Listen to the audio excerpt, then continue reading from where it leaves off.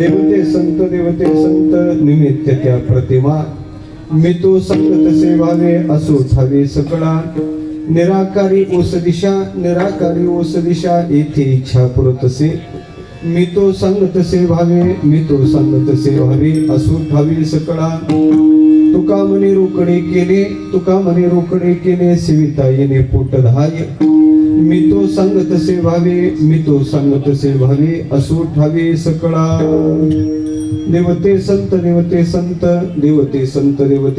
निमित्त त्या प्रतिमा मी तो संगत सेवावे असो ठावे सकळा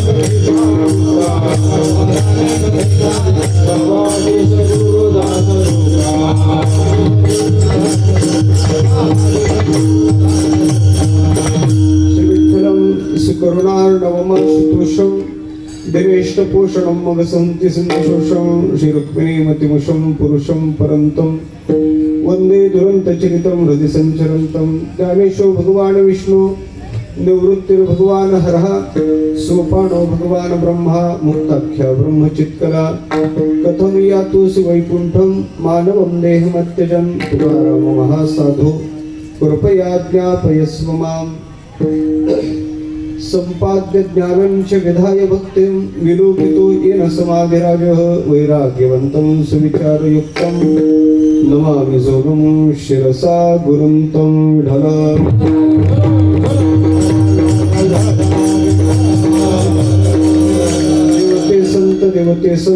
देवते संत निमित्त त्या प्रतिमा मी तो संगत सेवावे असो ठावे सकळा प्रस्तुत प्राप्तस्थळी प्रातःसंगी कीर्तन रूपी कीर्तने वडलेला अभंग वैराग्य राजर्षी जगद्गुरु तुकोबार महाराज यांचा चार चरणाचा देव आणि संतांचा अभेद सांगून देवापेक्षा साधूचं विशेषता काय आहे प्रतिपादन करणारा अभंग आहे.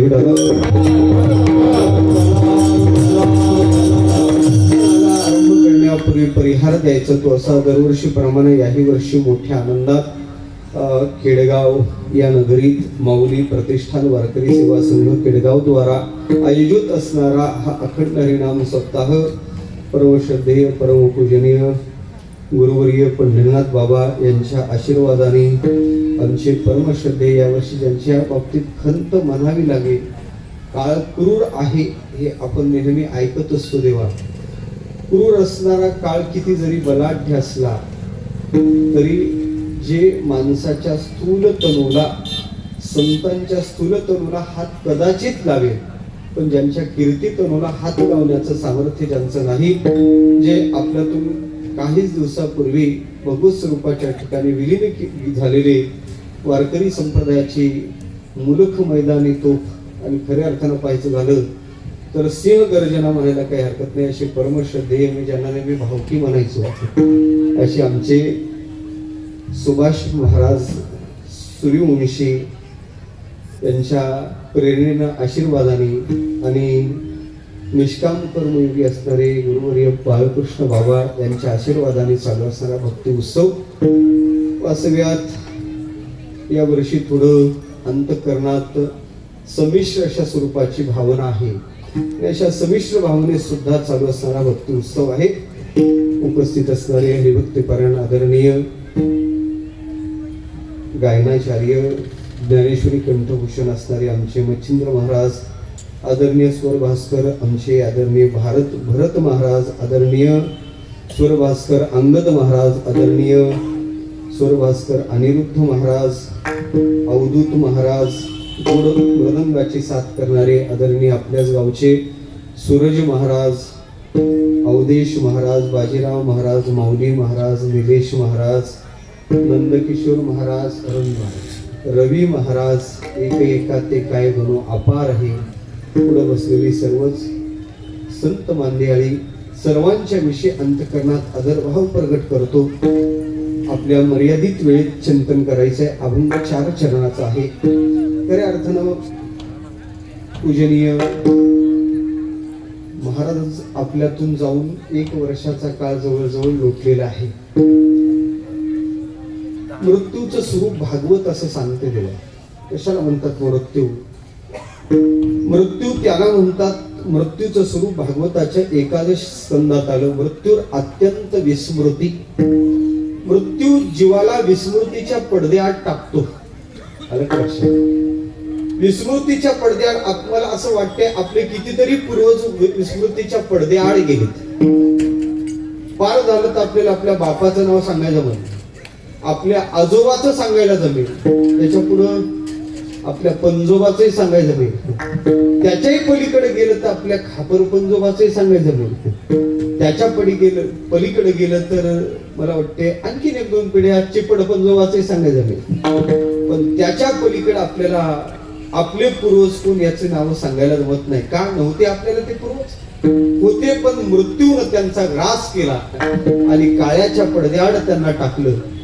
इतका जरी क्रूर मृत्यू असला, इतका जरी प्रभावी मृत्यू असला तरी त्याची ताकद नाही भगवत भक्ताच्या शरीराला हात लावण्याची. 750 वर्ष झाले तरी ज्ञानोबाची कीर्ती तनु आजही आहे. 300 वर्षाच्या वरचा काळ, 400 वर्ष तुकोबाराला झाले. किती या महापुरुषांचा विचार करा.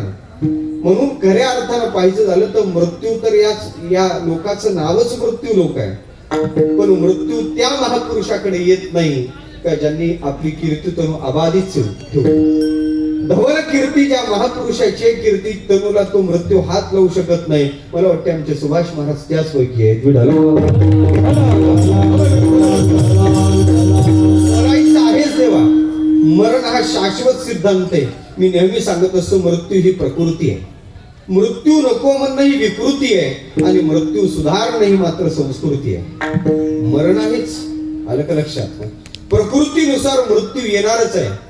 मृत्यू नको म्हणणं उलट विकृती आहे, पण मृत्यू सुधारणं ही संस्कृती आहे. आपण इथं आल्यानंतर कसं जगलो आणि जगल्यानंतर त्या जगण्यातून जगाच्या समोर खऱ्या अक्षराप्रमाणे आदर्श कसा ठेवला. मला वाटते यावत जीवन ज्यांनी संप्रदायासाठी आपले जीवन खर्ची घातलं, कोंगे बाबा आपलं खऱ्या अर्थानं बाळकृष्ण बाबा असतील, आमचे सुभाष महाराज असतील, हे त्याच पैकी महामंडळ खऱ्या अर्थानं मंडळी आहेत का ज्यांनी आपलं जीवन यथार्थ जगलं आणि त्यांच्याच प्रेरणेने हा उत्सव इथं अतिशय दिव्य भव्य स्वरूपात दरवर्षी आरंभ होत होता. या वर्षी थोडं महाराज नाहीत याची खंत अंतःकरणात आहे, पण असे महापुरुष खरं सांगायचं झालं तर स्थूल विग्रहाने गेले तरी भगवत भक्त कधी मरत नसतो देवा. त्याच्या प्राणाला गती अगती नाही. ब्रह्मसूत्र सांगते नतस्य प्राणहा उत्क्रांते भवती अत्रैव समविलीयन्ते. इथं असणाऱ्या चैतन्यात ते विलीन होऊन राहत असतात. म्हणून महाराज आजही चैतन्य रूपाने इथं आहेत.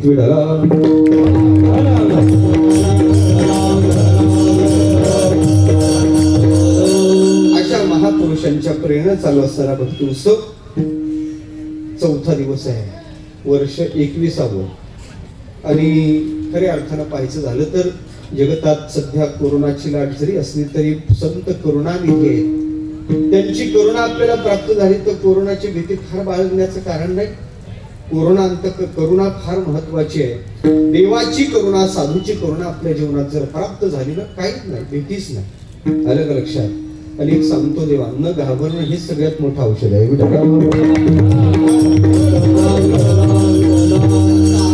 सरकारने दिलेले नियम धाब्यावर बसवा असा त्याचा अर्थ नाही बरं का. सरकारचे नियम तर आपल्या जीवनात पाळले पाहिजे, पण ते करता करता सुद्धा अंतःकरणात जतन करी आपुला विश्वास महत्वाचा. देवाच्या चरणी साधूच्या चरणी असणारा विश्वास जतन करणं तेवढंच महत्वाचं आहे, कारण ते करुणाकर आहेत, करुणानिधी आहेत. त्यांची करुणा आपल्या जीवनात प्राप्त होणं महत्वाचं आहे. अशा स्थितीत चालू असणारा भक्ती उत्सव त्या संतांचा आणि देवाचं चिंतन करावं. अभंगाचा प्रपंच आहे. 4 चरणाचा गोड अभंग समोर ठेवलेला आहे. या अभंगात जगद्गुरु तुकोबा महाराज संत जीवनात संतांचा वास्तव परिचय देतात. आम्हाला साधूचा परिचय नाही का, आम्हाला संतांचा परिचय नाही का? मी युक्तिवादाने हे चिंतन तुमच्या समोर ठेवतो. आम्हाला जर संतांचा परिचय असता तर आमच्याकडून संतांची अवज्ञा घडलीच नसते. याचा अर्थ संतांचा यथार्थ परिचय आमच्या जीवनात नाही. साधूचा परिचय आम्ही घेतो त्याचे 3 अंग आहेत. साधूचा परिचय एक चमत्काराच्या अंगाने घेतो, साधूचा परिचय दुसरा आचाराच्या अंगाने घेतो आणि साधूचा परिचय तिसरा आम्ही अनुभूतीच्या अंगाने घेतो. चमत्काराच्या अंगाने घेतलेला साधूचा परिचय कनिष्ठ परिचय. चमत्कार करतो म्हणून साधू, चमत्कार करतो म्हणून संत, हा संतांचा परिचय कनिष्ठ परिचय आहे. आचाराच्या माध्यमात संतांचा असे वागतात म्हणून ते साधू, हा आचाराच्या अंगाने घेतलेला परिचय मध्यम परिचय आहे. आणि अनुभूतीच्या अंगाने साधूचा घेतलेला परिचय श्रेष्ठ परिचय आहे.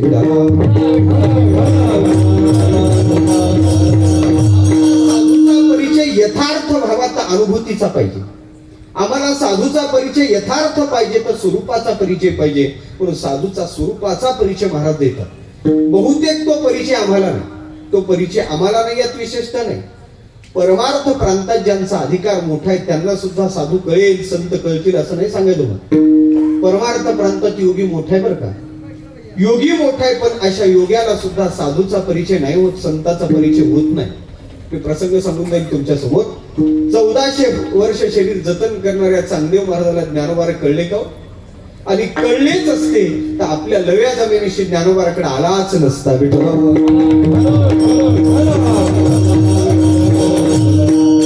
योग्याला भगवान परमात्म्याच्या आभासाचं दर्शन आहे, इतक्या जवळ तो आहे. लक्षोनिया योगी पाहती आभास, एवढा जवळ आहे तो. पण देवा साधू नाही कळत त्याला. योगी या अवच्छेदकानी देव कदाचित कळेल, आभासापर्यंत तो जाईल, पण साधू नाही कळत, नाही कळत. त्याच्या पुढे जाऊ का? ज्ञान झालं तरी साधू कळेल नाही सांगायचं. त्या ज्ञानात प्रकार आहेत परोक्ष आणि अपरोक्ष. अस्ति कुठस्थ इत्यादो परोक्षम व्यक्तिवार्थया अस्ति ब्रह्मेति चेत्वेद परोक्ष ज्ञानमेव तत्. ब्रह्म आहे, देव आहे असं जे ज्ञान होते त्याला परोक्ष ज्ञान म्हणतात. देवा देव आहे एवढं जरी आम्हाला ज्ञान झालं तर शास्त्र त्याचं फल सांगते, त्याने बुद्धिपूर्वक केलेलं त्याचं पाप जळून जाते. परोक्षम ब्रह्म विज्ञायम शाब्दे देशिक पूर्वकम बुद्धिपूर्वक कृतम पाप पुष्णम दहती वन्यवत. त्याने बुद्धिपूर्वक केलेलं त्याचं पाप जळते, पण असा शब्द निष्णात असणारा पंडित त्याला साधू नाही कळत. शाब्दिकाचे काम नाही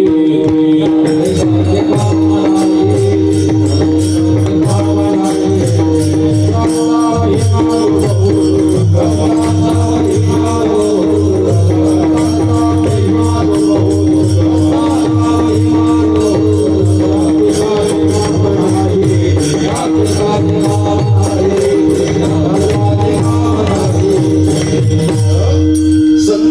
माहिम्य फार दुर्घट आहे, दुर्गम आहे. नाही कळ शब्द निष्णात आहे, शब्द पंडित आहे. शब्दानं देवाचं झाड ब्रह्माचं झाड उभं करतो. नाही साधू कळत, साधू कळतच नाही देवा, कळत नाही त्याला. नाही ज्ञानाला कळत नाही. परिपक्व अवस्था झाली तरी साधू कळेल का नाही संशय. सिद्ध अवस्था प्राप्त झाली तरी साधू कळत नाही. प्रसंग सांगतो तुम्हाला. तुकोबाराच्या काळात अनगडशा फकीर नावाची सिद्धग्रस्त होते. तुकोबाराची धवल कीर्ती अनगडशाच्या कानावर पडली. अनगडशा तुकोबाराच्या शोधार्थ निघाला. 2 उंजळीचा कटोरा अनगडशाने हातात घेतलेला आहे. अनगडशा प्रत्येकाच्या दारात जातो. त्यांनी ठरवलं जिथं आपला हा सिद्धाचा कटोरा भरेल ते माझ्यापेक्षा अधिकार संपन्न तुकोबार असतील. परीक्षणासाठी त्यांनी चमत्काराचं माप हातात घेतलं. प्रत्येकाच्या दारात गेलेला अनगडशा त्याच्या कटोऱ्यात पोत्यानिशी धान्य पडलं. नाही कटोरा भरला. अनगडशाचा कटोरा भरत नाही देवा. फिरत फिरत फिरत अनगडशा तुकोबाराच्या दारात पोहोचलेला आहे. तुकोबारा घरात नाही. 4 घरचे जोंधळे ज्वारी मागून आमची आवली जिजाबाई दळत बसलेली आहे. दारात आलेला भिक्षुक आलक पुकारतो. कानावर आलक आल्याबरोबर ती मनातल्या मनात म्हणते, मेल्याला काय गाव वस पडलं, आमचंच घर दिसलं. अरे माझ्याच पोराला 4 दिवसापासून खायला नाही, तुला काय घालायचं. जिजाबाईची वृत्ती नाही देण्याची, पण चिमुकली भागीरथी तिथं उभी आहे, तुकोबाराची कन्या. तिला लक्षात आलं आई देणार नाही. पोरीवर बापाचे संस्कार होते, तिनं लक्षात घेतलं आपण दिलं पाहिजे. आई दळत होती, आईचं लक्ष चुकवलं. दळत असणाऱ्या जात्यावरचं चिमुकली हातात पोरीनं पीठ उचललं. दाराच्या दिशेनं ती भागीरथी जाते. तेवढ्यात जिजाबाईचं लक्ष गेलं. म्हणे बापही उधळाचा आणि पोरगी उधळीच. तो अनगडशा विचारत पडला, माझ्या कटोऱ्यात पोत्यानिशी धान्य पडलं, नाही कटोरा भरला. या चिमुकलीच्या हाताच्या पिठाच्या कणाने थोडीच कटोरा भरायचा आहे. पोरगी लहान दिसते, पोर लहान दिसते. कौतुक म्हणून अनगडशा खाली वाकला. त्या पोरीनं त्याच्याकडे पाहिलं आणि त्याच्या कटोऱ्यात आपल्या हाताला चिटकलेले पिठाचे कण अलगत असे झाडले. झाडल्यानंतर देवा कटोरा साधा भरला नाही. आमचे गुरुजी सांगतात तो कटोरा भरून पीठ ओसंडून वाहू लागलं. त्याचा एवढा ढीग झाला, त्यात उभा अनगडशा गाडल्या गेला. म्हणे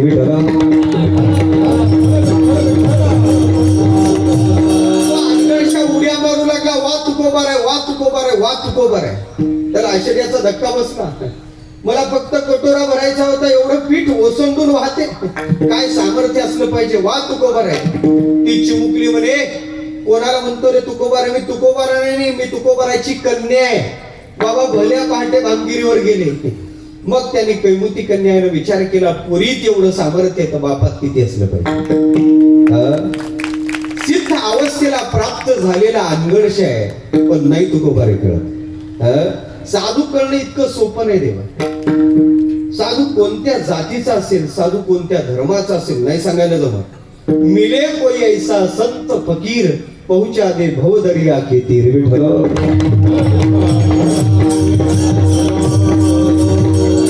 खरा साधू भेटावा, जीवनात कल्याणच होते.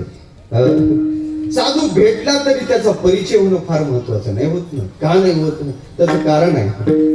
तुमच्या आमच्या देह इंद्रियाच्या क्रिया आणि साधूच्या देह इंद्रियाच्या क्रिया सारख्याच आहेत ना. आम्ही डोळ्याने पाहतो, साधूही डोळ्यानेच पाहतो. आम्ही कानाने ऐकतो, साधू झाला म्हणजे काय तो नाक, तसं काही घडत नाही. तोही नेत्री पाहे श्रवणी ऐकत आहे, परिस्थितीचा सर्वथा नोहे नवल देखा.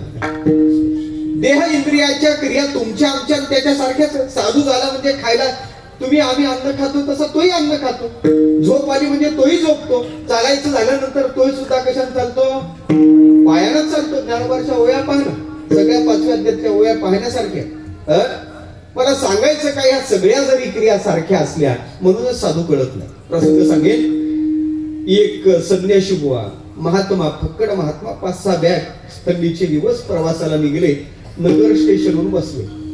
5-6 बॅग होत्या. बिचाऱ्याच्या रिझर्वेशन कन्फर्म होतं. सीटवर जाऊन बसला. 5-6 बॅग. संन्याशी बुवा बसले. कशाय वस्त्र, भगवे वस्त्र त्याच्या अंगावर.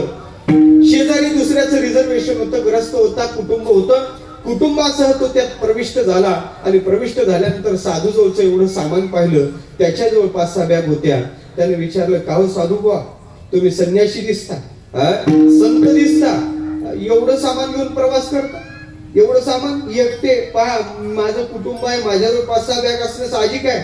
मग माझ्याजवळ तेवढंच सामान दिसते, तुमच्याजवळ तेवढंच सामान दिसते, मग तुमच्यात आणि माझ्यात फरक काय? काय प्रश्न केला त्यांनी? तुमच्याजवळ साहित्य दिसते, तेवढंच साहित्य दिसते, 5-6 बॅग घेऊन प्रवास करता, 5-6 बॅग माझ्याजवळ आहे, तुमच्यात आणि माझ्यात फरक काय? साधून विचार केला, अरे गड्या, याला उत्तर द्यायचं, पण वेळ उत्तराची नाही. प्रसंग आल्याशिवाय याला उत्तर द्यायचं नाही. साधू विचारात पडला. प्रवास चालू झाला. बोलता बोलता स्नेह वाढलं, बोलता बोलता घुशेट वाढले. 4-2 स्टेशन निघून गेले आणि मग त्या साधू सांगलं, भाऊसाहेब, पुढचं जे स्टेशन आहे ना, तिथं चहा चांगला भेटतो बरं का, चहा. मग आपण थोडं तिथं उतरून चहा घेऊ. आलं का लक्षात? शिवा, समोरच्या स्टेशनला आपण चहा घेऊ असं त्यानं सांगितलं. चहा घेऊन म्हणल्यानंतर त्यालाही वाटलं काय हरकत नाही, साधूभाऊ म्हणतात आपण चहा घेऊ. दोघे उतरले, स्टेशनवर उतरले. चहावाल्याला समोर योगायोगाने टपरी समोरच आली. विचारलं, का हो चहा कसा आहे? म्हणे 15 रुपये कट. नाही जरा स्पेशल. म्हणे 25 रुपये कट. नाही म्हणे 50 रुपये कट घ्या, पण तयार करा चांगला. 2 कट चहा करायला लावला. चहा तयार झाला आणि चहा तयार करायला टाकला तेवढ्यात गाडीची एक बेल झाली. एक बेल झाली. ते म्हणे, अहो साधूबा, लवकर करा, गाडी निघेल. एक बेल झाली. म्हणता म्हणता चहा त्या कपात टाकला आणि तेवढ्यात दुसरी गाडी धीमा गतीनं चालू झाली. तेवढ्यात ते चहा हातात घेतला आणि पिणार. अहो म्हणे, साधूबा जाऊ द्या, चहा सामान आत आहे, आपलं दोघांचंही सामान काय आत आहे.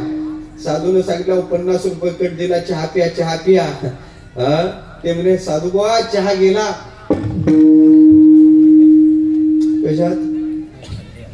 चुलीत. सामान चाललं, तुमचंही जाईल आणि माझंही जाईल, चला गाडी निघली. चालून हात पकडला, 50 रुपये दिले, चहा पी, चहा. आम्हाला साधूबा काय वाटते का, चहा 50 रुपयाचा पाता, तिकडे लाख रुपयाचं सामान हात पडलं, तुमचंही माझंही. साधून त्याला आता प्रश्न केला, तुझ्यात आणि माझ्यात फरक काय? साधून प्रश्न काय विचारला आता त्याला? त्याने पहिले प्रश्न केला, तुमच्यात आणि माझ्यात फरक काय? आता साधून प्रश्न केला, तुझ्यात आणि माझ्यात, तुमच्यात आणि माझ्यात फरक काय? शेवटी त्याने तो चहा ठेवून निघायचा प्रयत्न केला. साधून हात पकडला. बलाढ्य साधू होता. चहा पी, चहा पी. अहो म्हणे, साधूबा सामान चाललं ना, सामान. म्हणे, तुझं चाललं तसं माझं चाललं ना. पुन्हा साधूला प्रश्न केला, तुझ्यात आणि माझ्यात फरक काय? म्हणे, साधूबा कळलं, तुमच्यात आणि माझ्यातला फरक.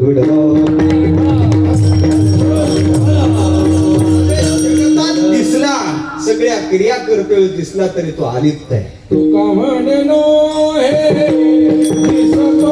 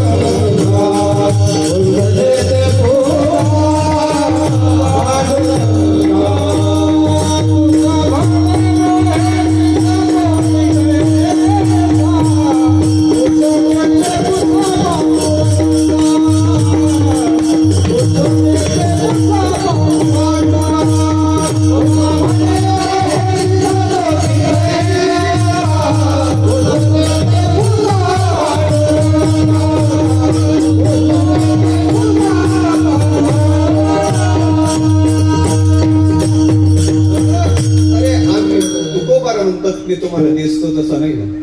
माझा वास्तव परिचय विचारायचा झाला तर पांडुरंगाला विचार.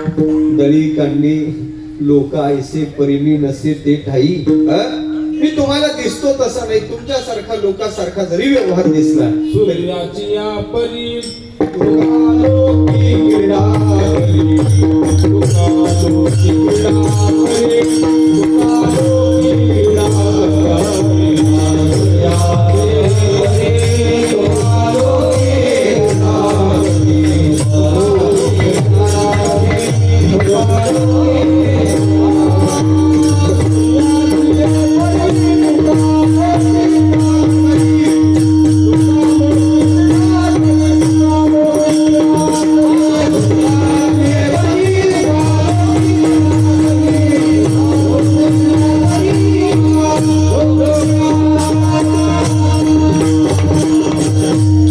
उदाहरण दिलं सूर्याची परी तुका लोकी क्रीडा करी घटी अलिप्त असे रवी अग्नी काष्टा माझी जेवी असून सुद्धा अलिप्तता ज्यांच्या जीवनात आहे असे साधू पुरुष आहे. दिसायला सारखे आहेत पण असायला सारखे नाही. मग महाराज साधू जीवनात भेटला ना, साधूचा परिचय झाला ना, जीवन कृतार्थ होत. मी म्हणतो देवा, जीवन संपन्न जगावं का जीवन सफल जगावं? साधा प्रश्न आहे, अवघड प्रश्न आहे. जीवनात संपन्नता असावी काय जीवनात सफलता असावी? संपन्न जीवनाचा इतिहास व्हायचा झाला तर 1500 कोटीचे मालक सुद्धा, कल्याणची घटना आहे ना आपल्याला माहित आहे. बिचारा सापडला त्या कोरोनातून गेला, ते असं टाकता टाकता प्रेत खाली पडलं, सरणावर नाही पडलं, खाली पडलं. तो 1500 कोटीच्या मालकाचे वारसदार सुद्धा त्याच्या जवळ जात नव्हते. त्या बांबून असं लोटला. किती कोटीचा? किती कोटीचा? ऐकत आहे तुम्ही? 1500 कोटीचा. त्याच्या पुढे सांगू का विठ्ठल,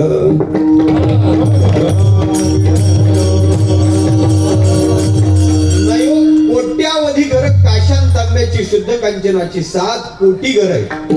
एवढी संपन्नता त्या रावणाची आहे. जीवन संपन्न आहे पण माती खात मारावं लागलं. संपन्न जीवनाचा शेवट असा आहे. म्हणून जीवन संपन्न जगण्यापेक्षा जीवन सफल जगावं. याचा अर्थ संपन्नता नसावी या मतासाठी नाही. संपन्नता प्रारब्धावर अवलंबून आहे पण सफलता आपल्या कर्तृत्वावर अवलंबून आहे. म्हणून आपलं जीवन संपन्न जगण्यापेक्षा सफल जगावं. आणि जीवन सफल दोनच परिचयानं होते, एक देवाचा जीवनात परिचय किंवा साधूचा परिचय. देवाचा परिचय झाला जीवन सफल झालं, साधूचा परिचय झाला जीवन सफल झालं. पण साधूचा यथार्थ परिचय जीवनात व्हावा पण तो बरा अट्टाहासानं साधूचा स्वरूपगत परिचय अभंगाच्या पहिल्या चरणात. देवते संता देवते संता देवते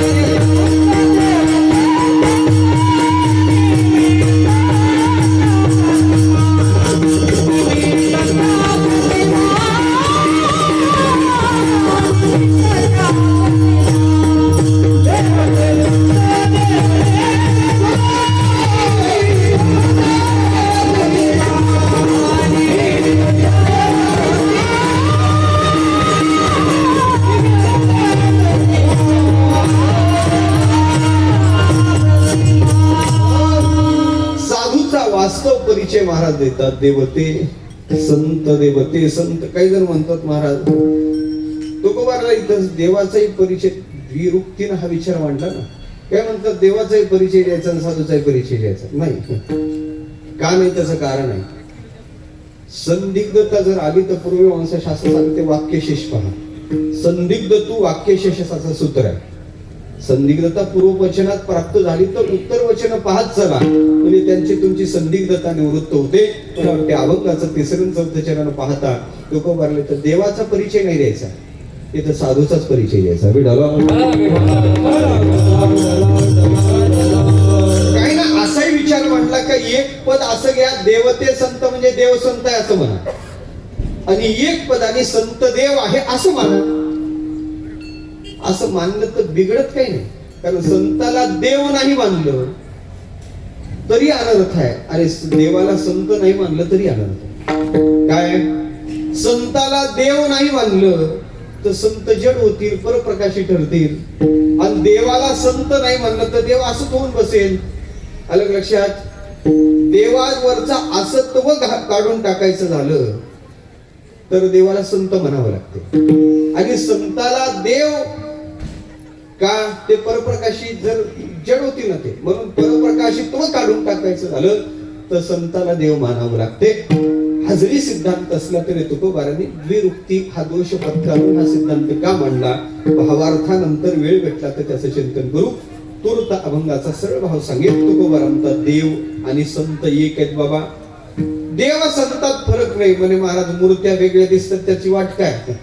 अरे म्हणे उपहिताचं ऐक्य कर्तव्य सुपाधी नाम मात्र बाजूलाच जात असते. खऱ्या अर्थानं देव संताचा अभेद आहे. देव संतात कोणत्याही प्रकारचा भेद नाही. कसं काय म्हणता म्हणजे कसाही विचार करा. देव संतात अभेद आहे, गुणाचा अभेद आहे, स्वरूपाचा अभेद आहे, सामर्थ्याचा अभेद आहे. कुठून मी देतो तुम्हाला. देव ज्या गुणांनी मंडित आहे साधू त्याच गुणांनी युक्त आहे. देवाकडे गुण देवाला भगवान म्हणतो. का म्हणतो देवाला भगवान. ज्ञानोबारांनी त्याचं उत्तर दिलं. ऐका. यशस्वी औदार्य ज्ञान वैराग्य ऐश्वर्य हे साही गुणवर्य वसती जेथ म्हणून तो भगवंत. शास्त्रात वेगळं भगवान शब्दाचं चिंतन का. उत्पत्तीम प्रलयम शैव भूतानाम गतिम गतिम मृत्यू विद्यान विद्यांच्या सवाचो भगवान इति. भगवान शब्दाची व्याख्या शास्त्रात वेगळी आली. ज्ञानोबारा सांगतात त्याला भग म्हणजे 6 नावाचे गुण त्याच्या जवळ आहेत, त्याला भगवान म्हणतात. तो 6 गुण देवाजवळ जसे आहेत ना तसे आमच्या साधूकडे आहेत. देवाकडे यश आहे, अप्रत्यक्ष यश परमात्म्याकडे आहे. आमच्या साधूकडे यश आहे. जड भिंतच खऱ्या अर्थानं पाहायचं झालं तर भिंत चालवणं किंवा खरे रेड्याच्या मुखातून वेदाची संहिता प्रगट करून ज्ञानोबारांनी यशच दाखवलं. किती यश आहे हो. उभारीला ध्वज तिही लोकावरी ऐसी चराचरी. यश नाही तर काय. ज्ञानोबाराचं अप्रत्यक्ष यश आहे. श्री शब्दाचा विचार आहे सौंदर्य. भगवान परमात्म्याच्या ठिकाणी सौंदर्य आहे. श्री शब्दाचा दुसरा विचार आहे संपत्ती. 2 अर्थ होतात सौंदर्य आणि संपत्ती. ऐका. देवाच्याकडे संपत्ती किती आहे. लक्ष्मी ऐसी जयाची. लक्ष्मी वल्लभा. तो लक्ष्मीचा वल्लभ आहे. एवढा देव श्रीमंत आहे. आणि सौंदर्याचा विचार करायचा झाला तर देव किती सुंदर आहे. दररोज आपण प्रमाण म्हणतो सुंदर ते ध्यान राजस सुकुमार. हे सगळे प्रमाण त्याच्या सौंदर्याचं चिंतन करतात किंवा देव सुंदर आहे. खऱ्या अर्थानं किती सुंदर आहे. एक सांगू का तुम्हाला. एक दिवस कृष्ण उठला. बालकृष्ण होता. बाहेर आला.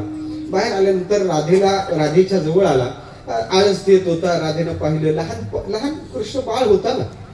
राधेनं पाहिलं त्याच्याकडं. आळस देता देता पाहिलं. पाहिल्यानंतर राधेनं विचारलं का रे कृष्णा झोप झाली तुझी व्यवस्थित. हो म्हणे झाली. पहा म्हणे तुझा चेहरा कसा काळा काळा काळा काळा पडला. ते राधे अगं फार उपाय करतो. फार फार उपाय केले. फार प्रसादानं वापरले पण चेहरा काही पांढरा काळे ओरे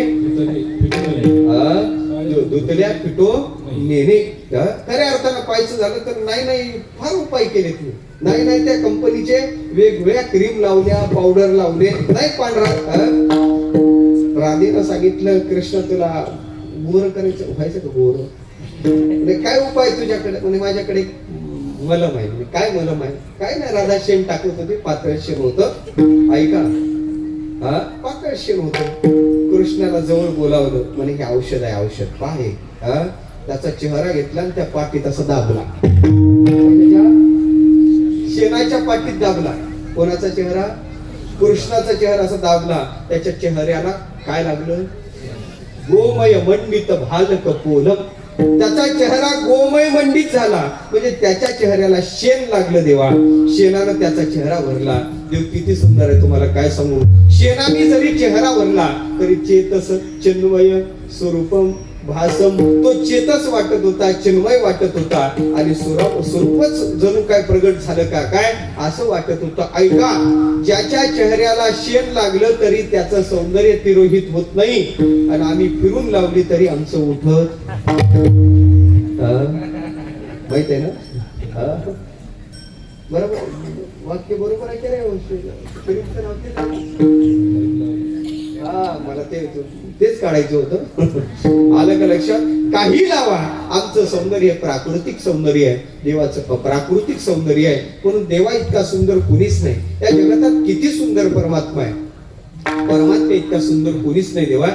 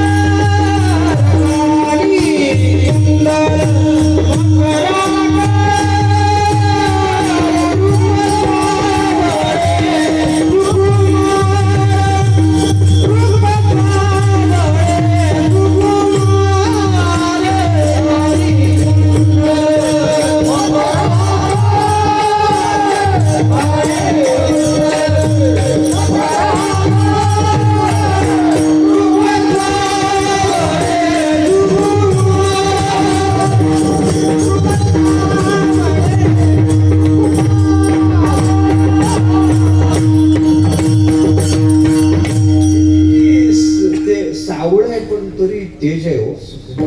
रूप सावळे सुकुमार कानी कुंडले मकराकार. किती परमात्मा सुंदर आहे. त्याच्या सौंदर्याच्या समोर लक्ष्मीचं सौंदर्य तितकं आहे. श्रीकृष्णाच्या सौंदर्या पुढे लक्ष्मी बोलवणी झाली वेडे. मदन पोटा आले बापुडे एर कोणीकडे रावर अनेक. खऱ्या अर्थानं असा परमात्मा सुंदर आहे. माझा विषय चालला देवाकडे स्त्री आहे. आमच्या साधूकडे या बरं. आमच्या साधूकडे सुद्धा महाराज संपत्ती किती आहे व ज्यांच्या दारात सोन्याचा पिंपळ. द्वारी सोन्याचा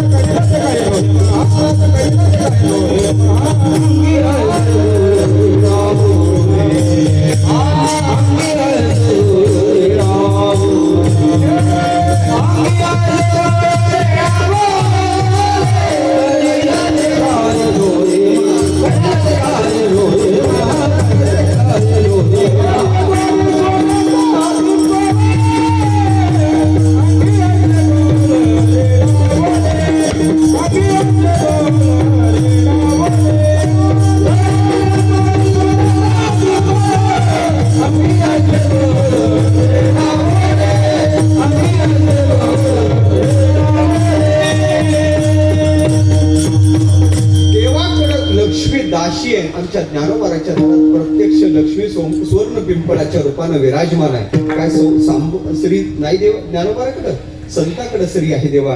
त्याच्या पुढे ऐका देवाचं सौंदर्य जसं आहे ना, आमच्या ज्ञानोबाराचे सौंदर्य तसंच आहे. दिव्य तेज पुंज मदनाचा पुतळा परब्रह्म केवळा बोलत नाथ बाबाला दर्शन झालं. ज्ञानोबाराचं वर्णन असंच आहे ना, कैवल्याचा पुतळा. काय वर्णन वेगळं आहे. कैवल्याचा पुतळा प्रगटला भूतला. कैवल्याचा पुतळा प्रगटला भूतला. कैवल्याचा पुतळा प्रगटला भूतला. कैवल्याचा पुतळा प्रगटला भूतला.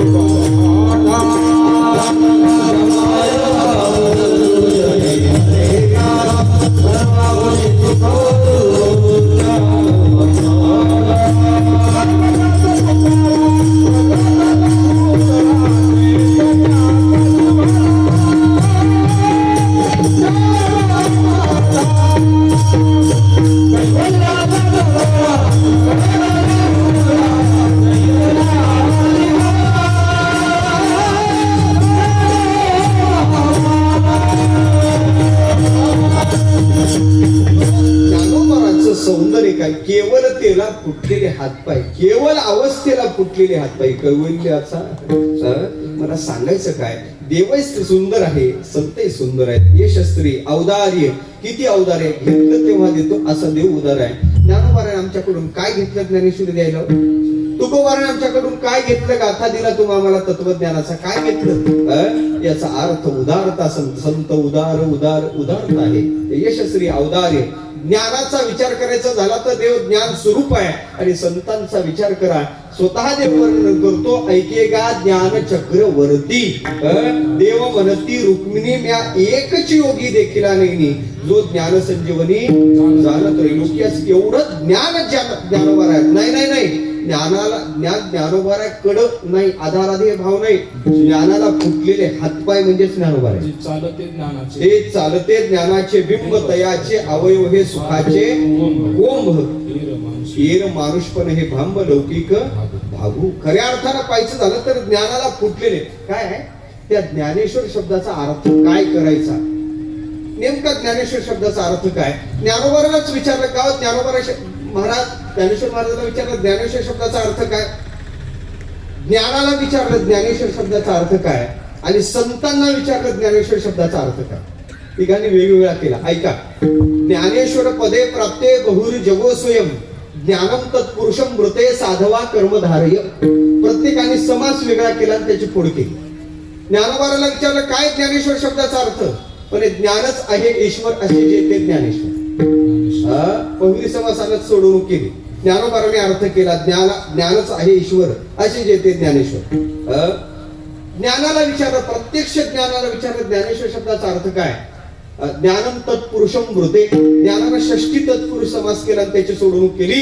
ज्ञानाचा ईश्वर ते ज्ञानेश्वर महाराज. ज्ञान ज्यांचं आज्ञा प्रमाण मानतो ते ज्ञानेश्वर महाराज आहे. आणि संतांना विचारलं का हो ज्ञानेश्वर शब्दाचा अर्थ काय.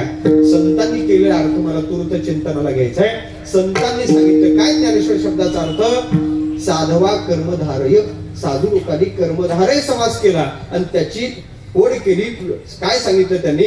ज्ञानाला फुटलेले हातपाय. ज्ञान हाच ईश्वर म्हणजे ज्ञानेश्वर महाराज.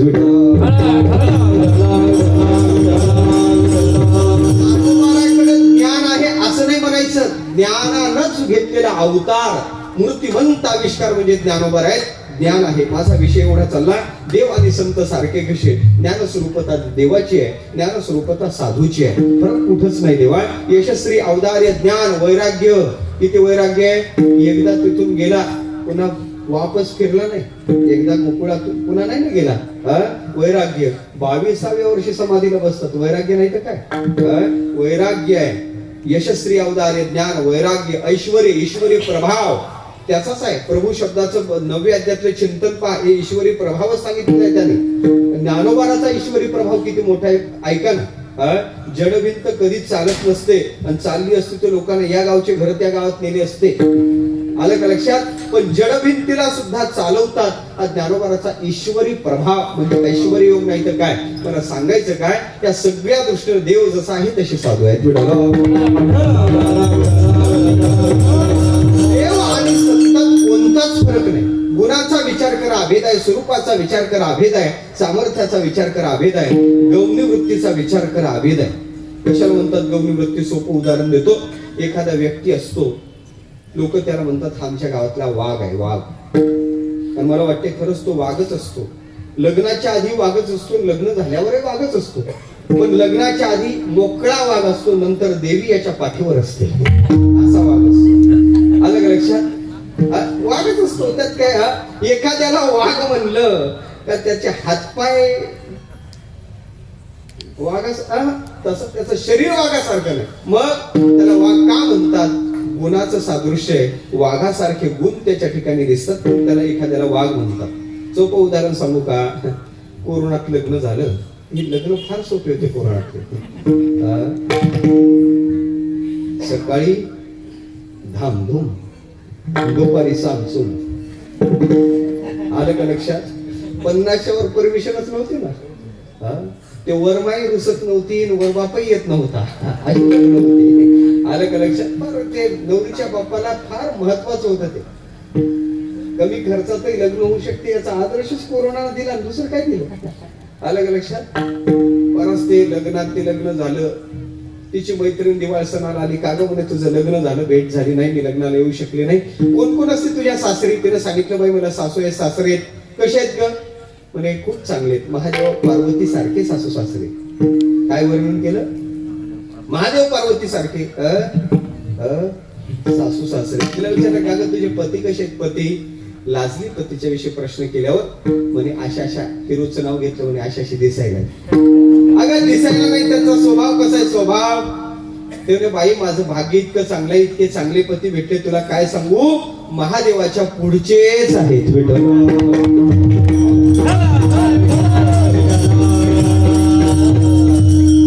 तुमच्या लक्षात आलेलं दिसत नाही बरं का? महादेवाचं मंदिर पाहिलं का तुम्ही? काय असते महादेवाच्या पुढं? मी बहिर आहे, आवाज जरा जोरात आला पाहिजे. इकून नाही उत्तर अपेक्षित, उत्तर इकून अपेक्षित आहे. काय असते महादेवाच्या पुढं? तिला म्हणायचं नव्हतं माझे पती नंदी बैल आहेत, म्हणायचं नव्हतं. म्हणत असतात नवरा माझ्या.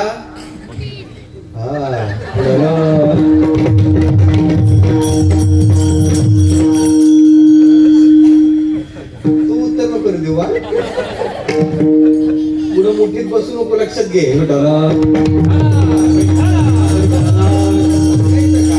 माझा विषय हा चालला. त्याला विचारलं पतीच्या संबंधानं जाऊ खूप चांगले. दीर सगळ्याचं वर्णन करता करता शेवटी विचारलं, का ग बाई तुला ननन आहे का? ननन. ननन शब्द उच्चारल्याबरोबर नाकतोल मुरडलं आणि सांगितलं लवंगी मिरचीच आहे. काय सांगितलं? नंदेला उपमा दिली. कशाची दिली? लवंगी मिरचीची. आता मी तुम्हाला विचारतो, लवंगी मिरची हिरवी आहे, ननन हिरवी आहे का? मग नंदेला लवंगी मिरचीची उपमा का दिली? उत्तर एवढंच आहे, लवंगी मिरची तिखट आहे, तसा नंदेचा स्वभाव तिखट आहे. त्याला गुणाचा अभेद म्हणजे गौणी वृत्तीचा अभेद साहित्यात म्हणतात. देवसंताचा विचार करा, गुणाचा अभेद आहे. देवसंताचा विचार करा, स्वरूपाचा अभेद आहे. देवसंताचा विचार करा, सामर्थ्याचा अभेद आहे. मी पटून देतो, हरितैसे हरीचे दास, हरितैसे हरीचे दास, ऐकाया भय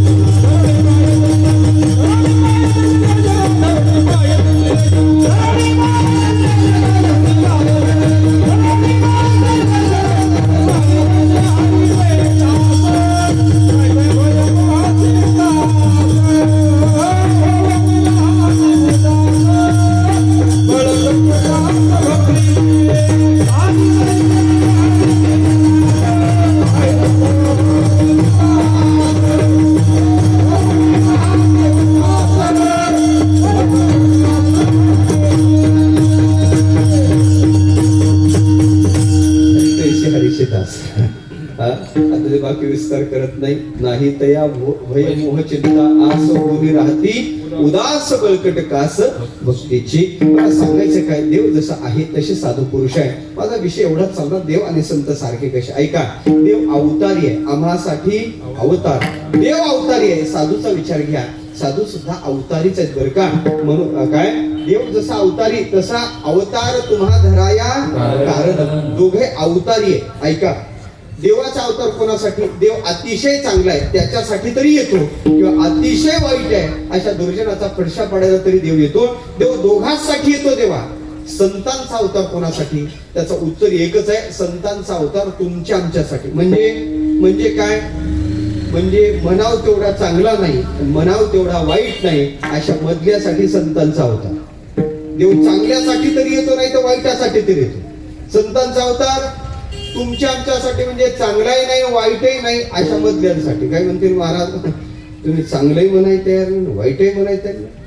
मी म्हणते, पटवून देतो तुम्हाला, आपण चांगले आहे का वाईट आहे? मी पटवून देतो, आपण चांगले नाही ना आपण वाईटही नाही. कसं काय महाराज, एवढ्या थंडीत कीर्तनाला आलो, संध्याकाळची वेळ आहे, कीर्तनाला आलो म्हणून खरंच आपण चांगले आहोत, पण कीर्तन झाल्यावर आपली फाटकी ठेवून दुसऱ्याची चांगली घालून जाणं, ते पटलं तुम्हाला लगेच. आनंदी पंढरी देऊला वारीला जातो, वारी करतो म्हणून खरंच आपण चांगले आहोत, पण वय नाही झालं तरी अर्ध तिकीट काढून जातो. मला वाटते आपण चांगले नाही ना आपण. अशा मधल्यासाठी संतांचा अवतार आहे. विषय एवढाच चालला, देव अवतारी संत अवतारी. ऐका, देव अवताराला आला कुठून, हरी वैकुंठाहुनी. देव हरी वैकुंठाहुनी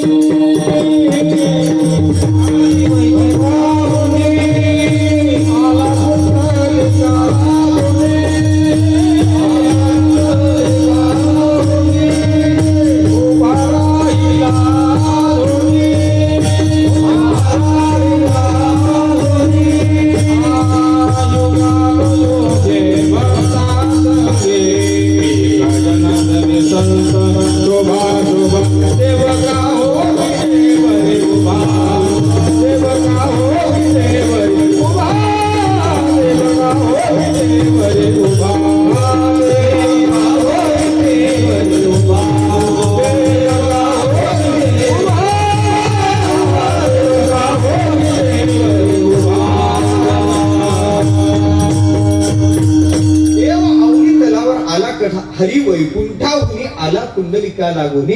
त्याच्या अर्थानं पुंडलिकासाठी देव वैकुंठ लोकातून आला. देवाचं येण्याचं स्थान वैकुंठ आहे. माझा विषय चालला, देव आणि संत, संत अवनी तलावर आलेत कुठून हो. देव जसा वैकुंठ लोकातून आला तसं ज्यांचं घर वैकुंठ लोकात आहे ते इथं उपकार करण्यासाठी आले, असं साधूच्या बाबतीत तुकोबार बोलतात का नाही.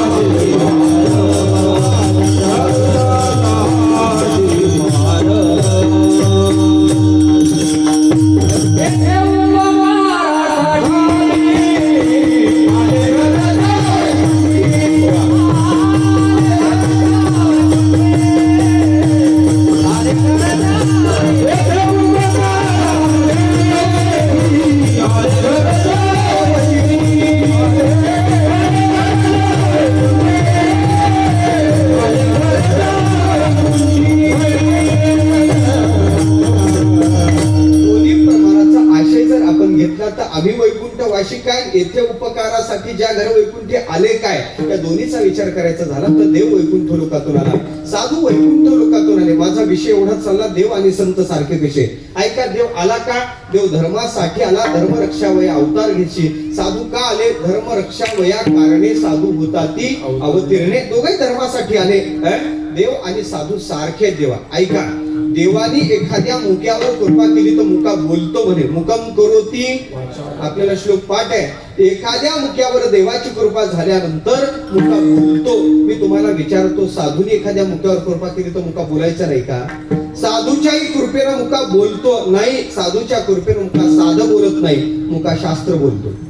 साधं शास्त्र बोलत नाही. देवाचा गुरु बृहस्पती त्याच्याशी ओढ लावण्याचं त्याचं सामर्थ्य होते. मी बोलत नाही. ज्ञानोबारा ज्ञानेश्वरी त्याचा निर्वाळा देतात.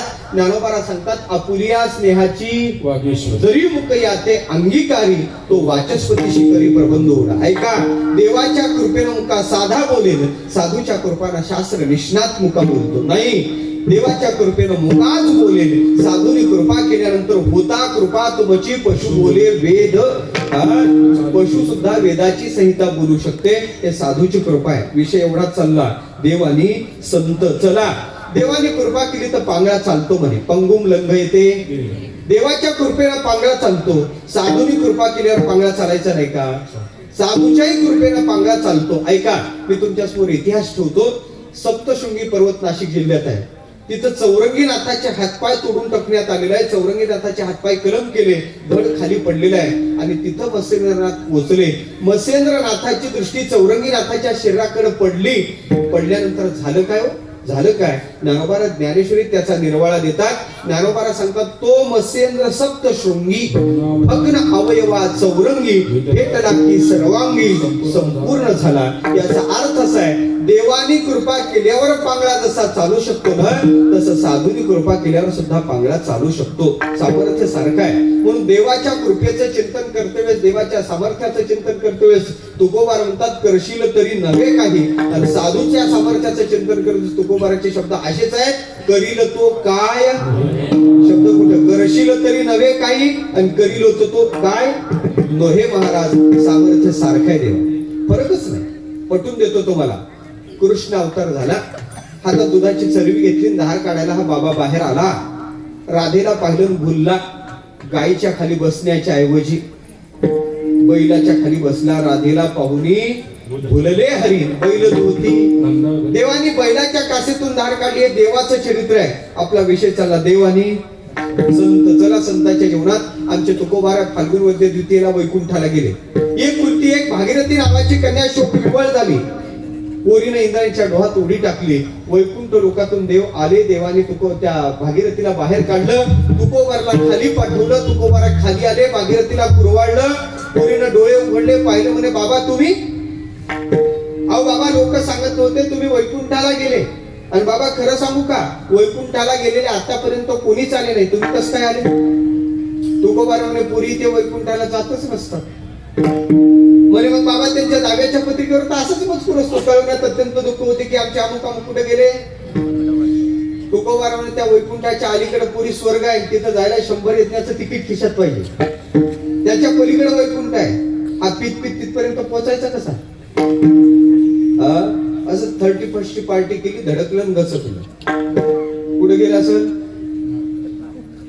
पार्टीतून धडकून गेलेलं, नरकात गेलं. त्याच्या दाव्याची पत्रिका अशीच लिहिली, कळवण्यात अत्यंत दुःख होते की आमचे अमुक अमुक कुठे गेले, वैकुंठवासी झाले. कोण पोस्ट मधून होता मला माहित नाही, पण ते पत्रिका त्याला तिथं भेटली. कुठं? नरकात. पोस्ट मधनं तिथं त्याला दिली त्याची दाव्याची पत्रिका. तर ती पत्रिका पाहिली. ते पत्रिका वाचल्यावर त्याला इतका आनंद झाला. त्याने यमधर्माला विनंती केली, म्हणजे काही पत्र व्यवहाराची इथे व्यवस्था आहे का? म्हणजे काय करायचं? म्हणजे पार्टीतले माझे काही मित्र खाली आहेत, त्यांना मला पत्र लिहायचं. म्हणजे काय लिहायचं? काय मजकूर आहे? म्हणजे तुम्ही पत्र द्या, मला पत्र लिहायचंय. यमधर्म दयाळ झाले, त्यांनी पत्र दिलं. त्याच्यावर त्यानं मजकूर लिहिला. ते पत्र पुन्हा पोस्ट मधनं कोण होता ते मला नाहीच माहिती. पत्र खाली आलं. तिथून जाऊन त्याचं कनेक्शन तिथे इकडे म्हणजे विशेष असला पाहिजे. तो खाली आला. ते पत्र खाली आलं.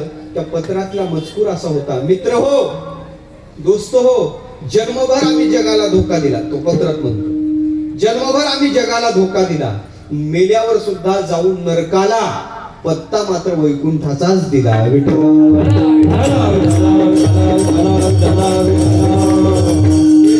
कुठे गेलो नरकाला. आणि पत्ता काय कळवण्यात अत्यंत दुःख होते की आमचे अमुक कुठे कोणते वाशी झाले, वैकुंठवाशी झाले. याचा अर्थ असा आहे का देवा खऱ्या अर्थानं पाहायचं झालं तर हे नाही वैकुंठ इतकं सोपं. ज्या घर वैकुंठ येते उपकारासाठी आले तुकोबार म्हणतात आमचं स्थानच ते आहे, तिथून आम्ही आलो. तुकोबाराला ती भागीरथी म्हणे बाबा मला माहित नाही, आता मी तुम्हाला जाऊ देणार नाही, चला घरी. बाबा जेवायला काय करू म्हणजे एवढा वेळ नाही. ते नाश्त्याला काय करू, ते मॅगी होतं काय मला नाही सांगायचं माहिती, पण घरोघरी शेवया राहायच्या. तिने शेवयाचा भात केला, त्याच्यावर वाढायला दूध पाहिलं, घरात दूध नव्हतं. गावात फिरले, दुधाच्या पिशव्या उपलब्ध नव्हत्या, जर्शा आल्याच नव्हत्या. दूध काही भेटलं नाही. एवढ्या लांबून बाबा आले, आपण दूधही वाढू शकत नाही. दुधाचं रिकामं भांड घेऊन पोरगी तुकोबाराच्या समोर उभी होती, खिन्न मुद्रा होती. तुकोबाराने तिच्याकडे पाहिलं, म्हणे पोरी नाराज होऊ नको. रिकामं भांड आपल्या हातात घेतलं. जवळच वेलेश्वर महादेवाचं मंदिर होतं. तुकोबारे तिथे गेले, त्या वेलेश्वराची पूजा बांधली. दारात दगडी नंदी होता, त्याला उभं केलं, त्याच्या कासेत हात घातला आणि तुकोबारे तिथून धार काढली. एलेश्वरा ते पूजिले दूध नंदीचे काढिले, दूध नंदीचे काढिले,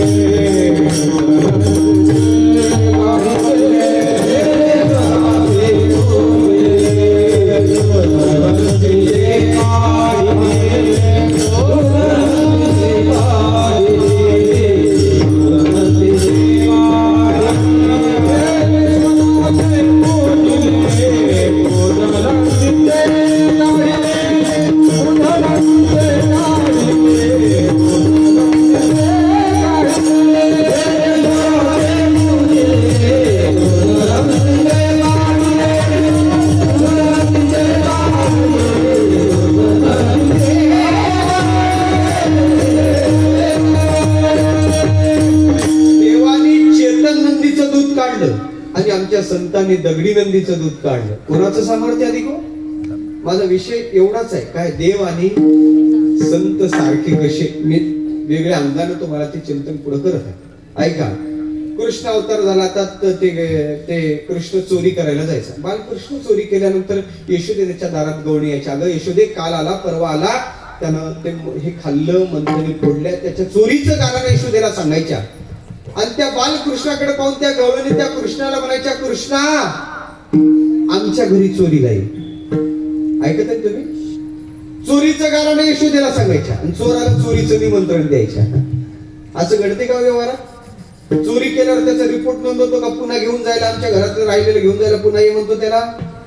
असं व्यवहारात घडत नाही. मग कृष्णानं चोरी केल्यावर गवळणी त्याला का निमंत्रण द्यायच्या? त्याचं उत्तर एकच आहे, कृष्ण चोर साधा नव्हता, कृष्ण अलौकिक चोर होता. कृष्ण ज्या घरात चोरी करायचा त्या घरचं कमी व्हायचं नाही, उलट देवाचा हात ज्या मंथनीला लागायचा त्यातलं नवनीत वाढायचं. दुने झाले त्याचा मानिकी संतोष किंवा हात लागे तेथ वाढते नवनीत. देवाचा हात लागला का नवनीत वाढायचं. हे देवाचं चरित्र, कृष्णाचं चरित्र आहे. आपला विषय चालला देव आणि चला आमच्या तुकोबाराच्या जीवनात परोपकारी जीवन. चाकणच्या बाजाराला तुकोबारा चालले. एक म्हातारी आली, म्हणे तुकाराम बुवा तुम्ही बाजारात चालले तर आमचं तेवढं तेल आणता का हो? तेलाचं भांड तुकोबाराच्या हातावर टेकवलं. 4 होन दिले तुकोबाराकडे. तुकोबारा चाकणला गेले, आपला बाजार घेतला, म्हातारीचं तेल घेतलं, घरी आले, म्हातारीचं तेल दिलं.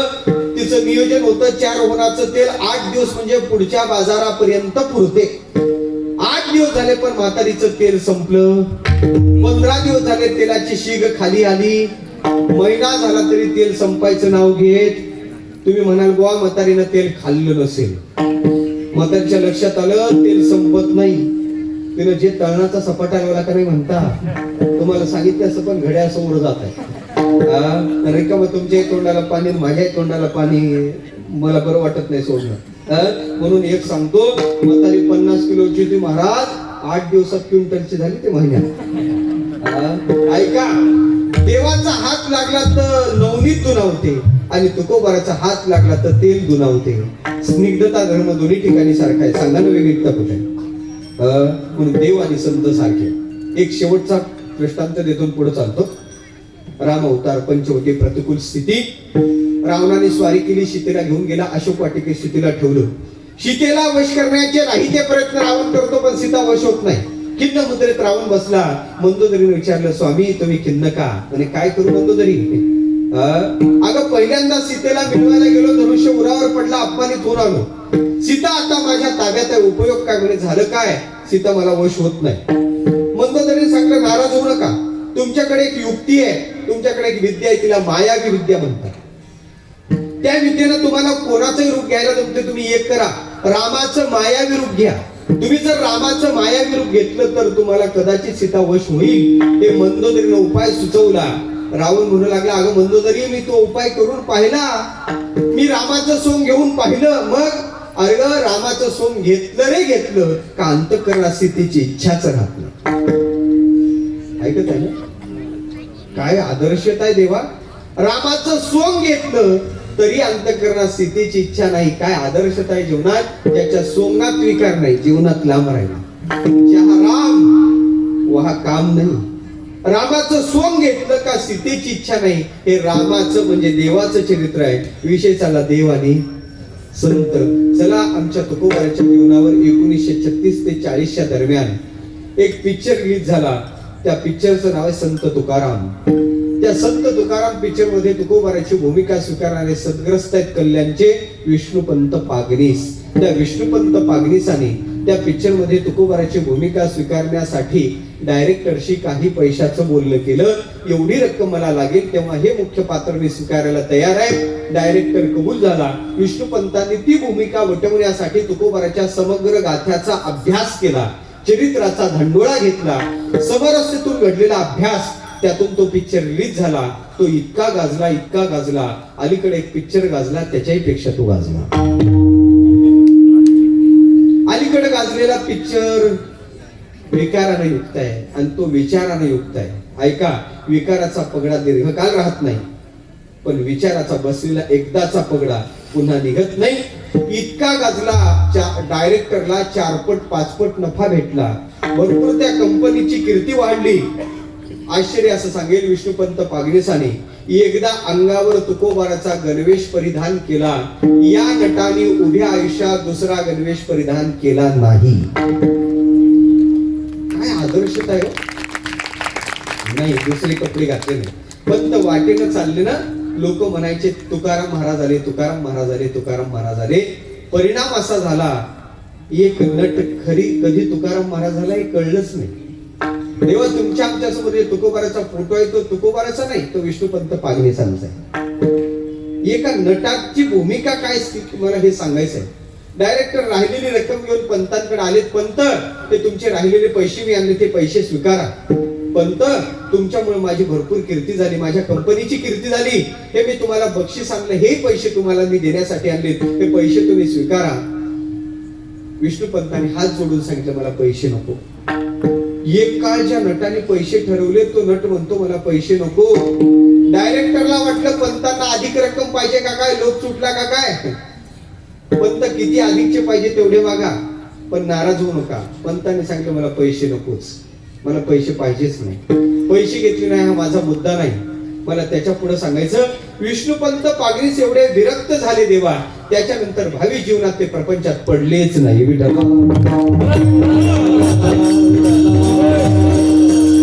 रामाचं सोंग घेतलं तर सीतेची आकांक्षा नाही, आणि तुकोबाराचं सोंग घेतलं तर प्रपंचाची आकांक्षा नाही. सांगा ना विवेकता कुठे आहे. का देवा मी संत एक नाहीत. काय म्हणतील बुवा, तुम्ही युक्तिवाद करण्यात पटाईत दिसता बरं का. हा युक्तिवाद आहे. तुमच्याकडे काही शास्त्र आहे का. मी तुम्हाला शास्त्र सुद्धा सांगतो देवा, देव संतात फरक नाही. ब्रह्मसूत्र सांगते अविभागेन दृष्टत्व. भक्तिशास्त्र सांगते तस्मिन् तज्जनेचे भेददा भावात. उपनिषद सांगते ब्रह्मवेद ब्रह्म एव भवति. गीता सांगते ज्ञानी त्वात्मैव मे मतम. मनुस्मृती म्हणते साक्षात भर्गहा नरा कृतिम. सगळ्या शास्त्राचा धांडोळा आहे. देव आणि संत एक आहे. आमचे ज्ञानोबार म्हणतात एरवी नामरूप तयाचे, पाहता ब्रह्मची दिसे साचे. सर्वत्र गा. खऱ्या अर्थानं पाहायचं, एरवी नामरूप बाहेर वेगळं आहे, पण पाहता ब्रह्मची दिसे साचे, तो खरा ब्रह्मच आहे. म्हणून देव संतात कोणताच फरक नाही. घड्याळ फार समोर गेलो. थोडक्यात मी एकच अभंगाचं चरण सोडणार आहे आणि 3 चरण सोडणार आहे. आलं का लक्षात तुमच्या? कारण 2 तास महाराज अभंगावर बोलला तरी लोक म्हणतात आज महाराजांनी अभंग सोडला, आणि 2 तास महाराज अभंग सोडून बोलला तरी लोक म्हणतात आज महाराजांनी अभंग सोडला. म्हणून दोन्हीकडे मी बसावं या न्यायाने मी 1 चरण सोडणार आहे, 3 काय करणार आहे. मी कुठं श्लेष केला ते तुमचं तुम्ही पहा. ते आमचे जगन्नाथांना पवार होते, फार विद्वान होते, वक्ता दशे सहस्रेश होते. त्यांच्या समोर एकदा 2 माईक होते, एक चालू होता आणि एक बंद होता. एक माईक काय होता, चालू होता आणि बंद होता. त्यांनी कोटी अशी केली. काय कोटी केली? त्याने सांगितलं म्हणे यातला एक माईक चालू आहे आणि एक माईक चालू आहे. आलं नाही लक्षात तुमच्या? त्याने कोटी केली, एक माईक चालू आहे आणि एक माईक चालू आहे. आलं का लक्षात? तसंच अभंगातलं 1 चरण सोडणार आहे आणि 3 सोडणार. तुमच्या लक्षात आलं असेल. वेळेच्या अभावी एवढं करावं लागेल, म्हणून संप्रदायाच्या नियमपूर्वक टाळी वाजून सगळेजण भजन करावे.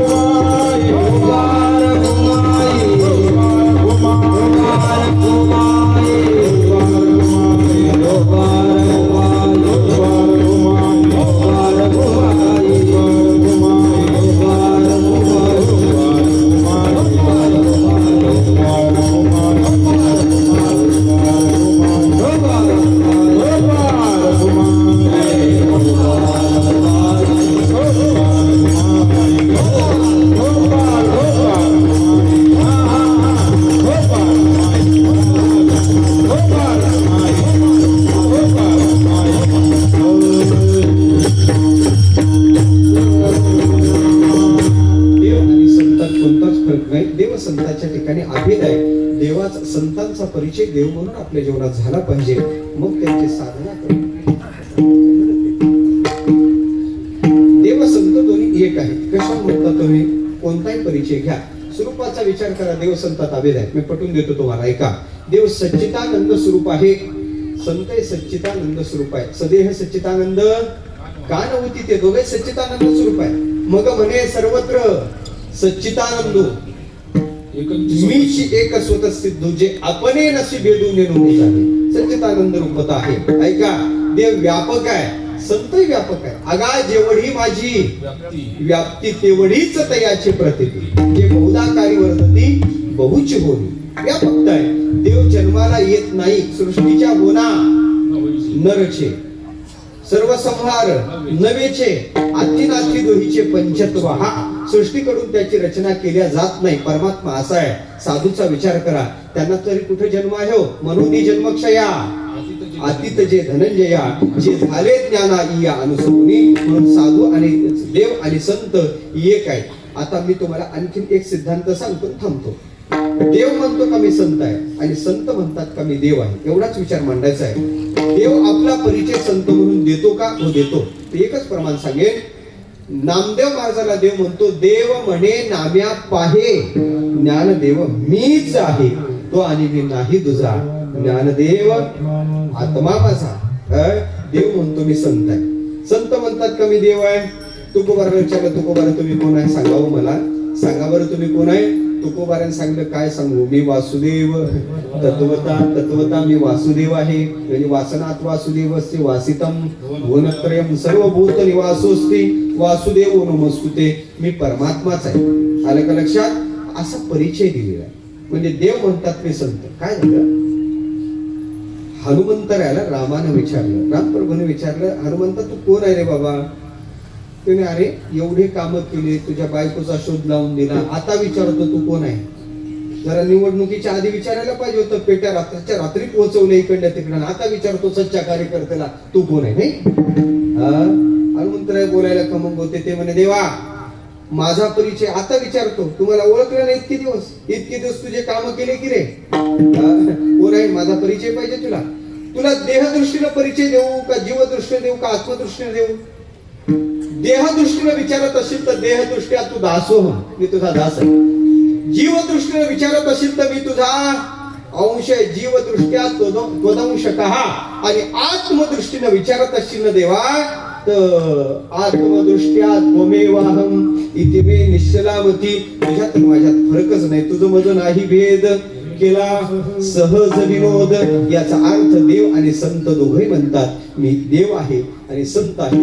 एक प्रसंग सांगेन. काय झालं, त्या सुभद्रेचं लग्न बलराम दादांनी ठरवलं, पण सुभद्रेवर प्रेम होतं कोणाचं?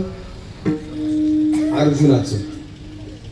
अर्जुनाच्या कानावर बातमी लागली, अर्जुन कृष्णाकडे आला. मी कृष्ण तुझ्या कानावर काही पडलं का? म्हणे पडलं ना, भरपूर पडलं. काय काय पडलं? अरे म्हणे भरपूर बातम्या, मी सगळ्या बातम्या ऐकल्या ना, दररोज बातम्या ऐकतो. सगळ्या बातम्या इकडल्या तिकडल्या पाहिल्या बातम्या तुम्ही? सगळ्या बातम्या पाहतो बाबा. म्हणे मग ते अरे बाहेरचं नाही तुझ्या घरातलं. हो म्हणे आमच्या बहिणीचं लग्न ठरलं, सुभद्रेचं लग्न ठरलं. तू मोकळ सांगत आहे, तुला माहित नाही माझं सुभद्रेवर प्रेम आहे, सुभद्रेचं माझ्यावर प्रेम आहे. म्हणजे सगळं मला माहित आहे, पण आमच्या घरात दादाच्या पुढे जाण्याची पद्धत. मग माझं काय? काही नाही, तुझी व्यवस्था केली. काय व्यवस्था केली? कृष्णाने कपडे काढले, भगवे कपडे. अर्जुनाला म्हणे सपरेट भेट तुम्हाला. आणि कृष्णा काय चेष्टा लावली? काय चेष्टा लावली? अरे बाबा दादाच्या समोर आमचं काही चालत नाही, हे घालायचं. आता तू का तुझं प्रेम सुभद्रेवर होतं. सुभद्रा खऱ्या अर्थानं पाहिजे झालं तर आता सुभद्रेचं लग्न झाल्यावर तू आता काही लग्न करणार? म्हणजे तुला गाठलं काय पाहिजे? हिमालय. आणि त्याच्यासाठी कपडे कोणते पाहिजे? हे बघले. हे बक्षीस तुला देतो, हे घालायचं, हिमालय गाठायचा. रागाला किसना पाय बरं. कपडे एकदा घालले ना पुन्हा येणार नाही, पण तोंड दाखवणार नाही. तो रागावलेला पाहिल्यावर कृष्ण म्हणे अरे मला तुला तसं म्हणायचं नाही, तुला सुभद्रा पाहिजे ना, मग मी सांगतो तसं कर. तू कपडे बघवे देतून सुभद्रा पाहिजे का असं विचारतो? काय तुला ताळमेळ आहे का तुझ्या जिभेला? अरे म्हणे तू माझा ऐक ना, मी तुझा मित्र आहे ना. म्हणजे काय? अरे तुला मी ओरिजिनल संन्यासी व्हायला सांगतच नाही, मग फक्त डुप्लिकेट कपडे ते घालायचे. मग आणखीन काय? काय नाही म्हणे मार्केटमध्ये दाढी भेटते, जटा भेटतात, मिशा भेटतात, मेकअप बॉक्स भेटतो तो सगळा. ते सगळं ते लावायचं डोक्याला, जटा गिटा. मग करायचं काय? काय नाही, द्वारकेच्या बाहेर एका झाडाखाली मस्त हातात माल घ्यायची, 2-3 दिवस निवांत बसायचं, डोळे उघडायचे नाही. काय करायचं? म्हणजे चिंतन करायचं. म्हणजे कोणाचं चिंतन करायचं? देवाचं चिंतन. मग होईल काय? सगळं होईल, त्याला काय होणार नाही. त्याने झाले अवघे काम, सगळं काम होईल. याला महाराज म्हणे काय? मग काय नाही, जे तुझ्याकडे येतील ना 2-3 दिवस तू तसा बसला पाहिला का लोक आपोआप तुझ्याकडे आकृष्ट होतील, तुझ्याकडे येतील. मग करायचं काय? म्हणजे लोक तुझ्याकडे आले का तुला द्वारकेतलेच लोक जवळ असले का द्वारकेतले येणार आहेत. आल्यानंतर तुला सगळ्यांचे 7-12 माहित आहे, घर माहित आहे, तुमचे भाऊ माहित आहे, घरातलं वातावरण माहित आहे. मग काय करायचं? काय नाही, ते आल्यानंतर त्यांचं नाव घेऊन त्यांना आशीर्वाद द्यायचा आणि सगळ्या घराचा 7-12 सांगायचा. तुमच्या घरी या दिशेला तोंड आहे, तुम्हाला इतकी एकर शेती आहे, तुम्ही एवढे भाऊ आहे, तुमचा मोठा भाऊ फारच गुणी आहे, तुम्ही सगळ्यासाठी करता पण तुमच्यासाठी कोणीच करत नाही. भविष्यात कॉमन पॉइंट आहे आणि हे सगळं सांगायचं. आलं कनेक्शन? हे लगेच पटते महाराज, हे सगळं लगेच पटते. काही गोष्टी कॉमन पॉइंट आहेत, ते ज्योतिष रोडला बसतात ते बरोबर एवढंच घेतात ते, आणि ते बरोबर हृदयाचा ठाव त्याची घेतात. आणि तसंच ते मला सांगायचं. याला काय सगळं होईल, तो फक्त चालू करतो. झालं मला 2-4 दिवस तो बसलेला संन्याशी दिवसभर बसायचा का, तुला काय व्हायचा? झालं, लोक येऊ लागले. संन्याशाने त्याचं नाव घेऊनच त्याला आशीर्वाद द्यायचा. शिवा आयुष्यवंत भव, आशीर्वाद दिला. आणि आशीर्वाद दिल्यानंतर सगळं सांगितलं ज्योतिष्य भविष्य. हा म्हणता संन्याशाचं तोंड दिसत नव्हतं, गर्दी इतकी झाली. तसंच आहे बघा, सत्य गेले भोळ्यावर विकल्पाची. तसंच आहे ते, इतकी गर्दी. डुप्लिकेटला लगेच भपका असला ना मार्केटला लई चालते ते. पण असं झालं, अशी गर्दी. हे कीर्ती पसरली त्याची. हा म्हणता राजवाड्यापर्यंत कीर्ती आली. बलराम दादाच्या कानावर कीर्ती आली. दादा आपल्या इथं त्रिकालदर्शी एक संन्यासी भाऊ आहे बरं का, सगळं जशाला तसं सांगतो. आपले हात काय ते सुद्धा सगळं असा त्रिकालदर्शी संन्यासीच पाहिला नाही, असं ज्योतिष सांगणारच पाहिला नाही. सगळं त्याला कळते. एकदा भेटलं पाहिजे दादा. दादा संध्याकाळी कृष्ण घरी आला. कृष्णा विचार, कृष्णा तुझ्या कानावर काही आलं का? कोणी आलं सध्या ते संन्याशी बुवा तिथं प्रगट झाले म्हणे कोणीतरी. म्हणे कृष्ण आपण उद्या त्यांच्या भेटीला दर्शनात जाऊ. कृष्णाला कानाला हात लावले म्हणे दादा आपला त्या संन्याशावर विश्वास. म्हणे कृष्ण अरे असं बोलू नाही, साधूच्या बाबतीत असं बोलू नाही. म्हणे दादा तुम्ही म्हणत असाल तर येतो पण आपला काय विश्वास नाही, म्हणजे करायला हाच दीक्षा याचीच. आणि तो म्हणते आपला त्याच्यावर काही विश्वास नाही. झाले सगळं. संध्याकाळी यानं मिस कॉल दिला. कोणाला? संन्याशी बुवाला. कृष्णानं मिस कॉल दिला. हा हॅलो संन्याशी बुवा, कार्य प्रगती पथावर आहे. गुरुचे होते ना. काय करायचं? उद्या बलराम दादा मी आणि सुभद्रा येणार आहे. बलराम दादा दर्शनाला आल्याबरोबर त्यांना त्यांचं भविष्य सांगायचं. दर्शन घेतल्याबरोबर आशीर्वाद द्यायचा, नाव घेऊन द्यायचा, बलराम म्हणूनच द्यायचा, तरच मोठं होत असते माणूस. आशीर्वाद नाव घेऊन. मग दुसरं काय नाही. सध्या त्यांच्या चित्तात बहिणीच्याच लग्नाची तळमळ आहे ते सुद्धा सांगायचं. आणि सुभद्राही दर्शनाला येणार आहे. सुभद्रेकडे पाहायचं. म्हणजे देवा तिच्यासाठी तेवढं चाललं तू म्हणतो तिच्याकडे. आणि आता पाहिलं तर सुभद्रा तुला भेटणार. म्हणजे मग बरं सुभद्रित झालं. मी जरी दर्शन घेतलं तरी मलाही काय करायचं? असं उलट कुठं होत असते का? गुरुला कुठे आशीर्वाद देत असतात का? तुला सुभद्रा पाहिजे ना. नाविता होता महाराज दुसरा दिवस उजाडला. नव्या जमिनीशी सगळे आल्याबरोबर बलराम दादांनी दर्शन घेतले का? आशीर्वाद दिला. ऐशवंत बलरामा ऐशवंत आशीर्वाद दिला. उठ बाळा बलरामा. राजाला म्हणतो राजाला. आणि पाहिल्याबरोबर सांगितलं सध्या तुझ्या चित्तात एक चिंता सतावत आहे. सध्या तुझ्या बहीण उपवर झाली, तिच्या लग्नाची चिंता तुझ्या चित्तात आहे. बलराम दादा आईस्क्रीमच झाली. आणि आपल्या आतलं चाललंय ना, आतलं आपलं नावही जाणलं ना, आपल्या आत काय चाललं हे सुद्धा सांगितलं.